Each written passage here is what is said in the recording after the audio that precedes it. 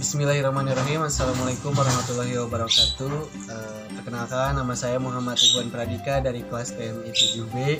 Di sini saya akan sedikit memaparkan tentang manajemen penanggulangan bencana.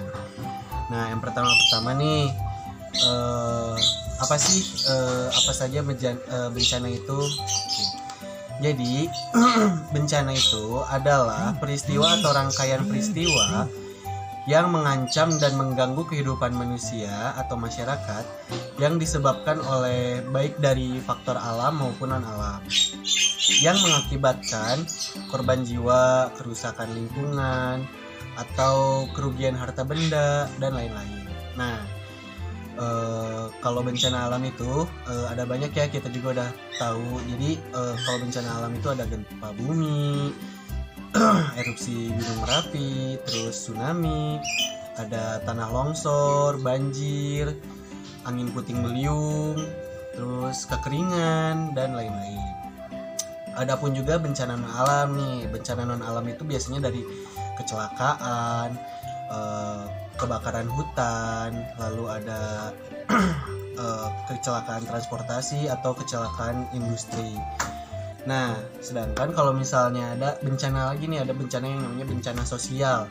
Bencana sosial ini adanya tuh seperti contohnya konflik sosial, terus aksi teror, dan sabotase atau vandalisme yang lainnya gitu. Nah, itu adalah macam-macam dari bencana. Nah, tadi itu yang pertama kan ada macam-macam bencana ya. Sekarang yang kedua, adapun kita Iwan bakal ngasih tahu nih tentang ayat dari Al-Quran yang menjelaskan tentang bencana atau gempa bumi, atau bisa juga gunung meletus. Nah, adapun salah satu bencana yang terdapat dalam Al-Quran, dan salah satunya yaitu pada surat Al-Waqiah ayat 5-6 yang berbunyi, A'udzubillahi minasyaitonirrajim, Bismillahirrahmanirrahim. Wabussatil jibalu bassa fakannat haba'am mubassa. Sadaqallahul azim. Nah, itu dan artinya, dan gunung-gunung dihancurkan sehancur-hancurnya, maka jadilah ia debu yang berterbangan.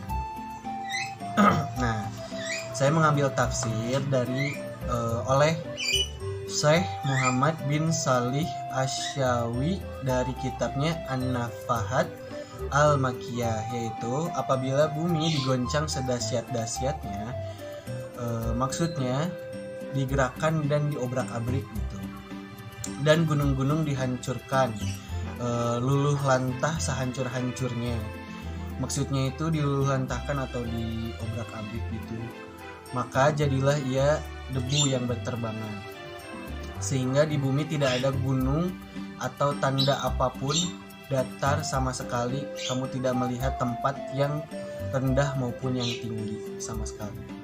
Seperti itu tafsir dari Syekh Muhammad bin Salih Asyawi dari kitabnya An-Nafahat Al-Makiyah.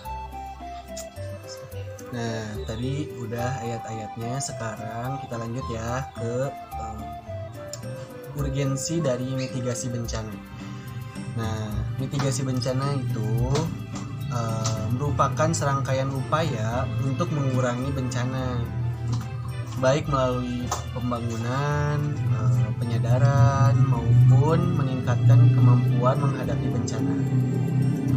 Mitigasi bencana sangat penting bagi masyarakat, karena selain ilmu pengetahuan, masyarakat juga bisa langsung untuk membantu dari segi materi maupun non-materi, sehingga dapat meminimalisir dampak yang terjadi pada saat bencana tersebut.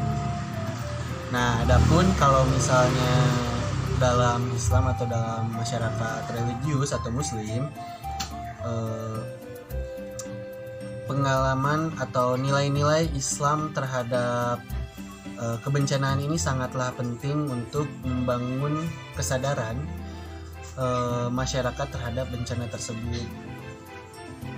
Nah, selanjutnya yang terakhir, kita harus mengetahui nih pentingnya manajemen penanggulangan bencana. Manajemen penanggulangan bencana ini sangatlah penting untuk dipelajari atau dipahami ya, karena sangat bermanfaat bagi seluruh manusia atau masyarakat. Karena manajemen penanggulangan bencana ini dapat mencegah dan menanggulangi jika terjadinya bencana.